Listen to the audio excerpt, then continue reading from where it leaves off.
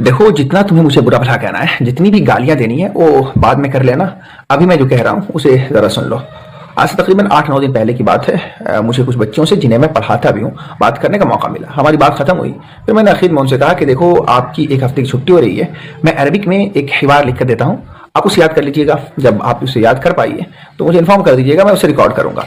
ये सुनकर थोड़ी देर के लिए खामोशी तारी हो गई। फिर एक बच्ची की आवाज़ ने खामोशी को तोड़ा और उसने कहा कि देखिए, हम चाहते तो ऐसा, हमारी दिली ख्वाहिश है। एग्जैक्ट उसका यही वर्ड था, ऐसा हो, लेकिन ऐसा होगा नहीं। मैंने पूछा क्यों? तो उस बच्ची ने कहा कि देखिए, हमारी आवाज़ पर्दा है। मैं ये सुनकर बहुत ही ज़्यादा मुताज्जिब हुआ। I was really shocked. इस वजह से नहीं कि मैं पहली मरतबा सुन रहा था, इससे पहले भी मैंने ये सारी बातें हज़ारों मरतबा सुनी है, लेकिन उस वक्त उस बच्ची का कहना सच में बहुत ही हैरान कुन था। मैंने उनसे पूछा कि अच्छा ये बताओ, ये तुम्हें किसने बताया है? तो उसने कहा, हमारे उस्ताद मोहतरम ने बताया है ऐसा। मैंने उनसे कहा कि फिर आप तो अपने उस्ताद के सामने कभी भी किताब नहीं पढ़ती होंगी, कभी भी बुक रीड नहीं करती होंगी, और अगर भूले भटके कोई जहन में सवाल आ जाए तो सवाल भी नहीं पूछती होंगी।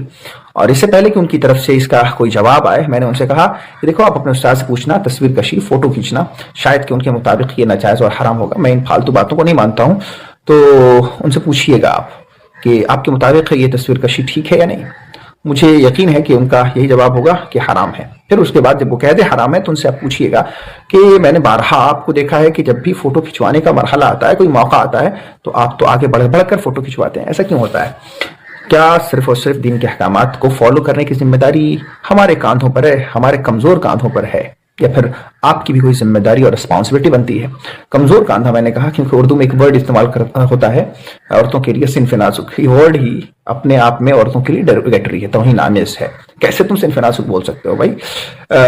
खैर, जब मैंने इस जख्म को कुरेद दिया था तो सोचा कि जरा इसको और कुरेदा जाए ताकि इसका इलाज बढ़िया तरीके से किया जा सके। मैंने उनसे पूछा कि अच्छा ये बताओ, तुम्हारे घर में खाना कौन बनाता है? तुम्हारे अब्बू, तुम्हारे भैया, या फिर तुम्हारी माँ, या तुम? तो उसने कहा कि ऑब्वियसली मैं बनाती हूँ या फिर मेरी माँ बनाती हैं और मैं उनकी हेल्प करती हूँ। फिर मैंने उनसे पूछा खाना कौन खाता है पहले? तो उसने कहा कि हमारे अब्बू, हमारे भैया। तुम नहीं खाती ना? नहीं। क्यों नहीं खाती? अरे ये तो बदतमीजी है, ये हमारे समाज ने यही सिखाया है, हमने समाज को यही करते हुए देखा है। फिर मैंने उनसे कहा कि देखो, अगर सच में ये बदतमीजी है कि आप खाना बनाओ पहले खा लो, तो फिर सबसे बड़ी बदतमीज नौज़ुबिल्लाह हज़रत आयशा रज़ियल्लाहु अन्हा हुई। क्योंकि एक मरतबा वो गोश्त खा रही थी, आप सल्लल्लाहु अलैहि वसल्लम भी उस गोश्त को लिया और जहाँ से हज़रत आयशा ने खाकर छोड़ा था वहाँ से खाना शुरू कर दिया। तो इस सूरत में हज़रत आयशा बदतमीज हुई नौज़ुबिल्लाह, क्योंकि पहले खाना खा रही थी आप सल्लल्लाहु अलैहि वसल्लम से। देखो, बहुत सारी चीज़ें हैं जो कि समाज ने आपके सरों पर थोप रखा है और आप उसे कर रही हैं।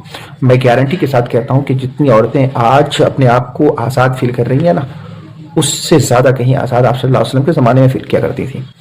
और इन्हीं तमाम चीज़ों से परेशान होकर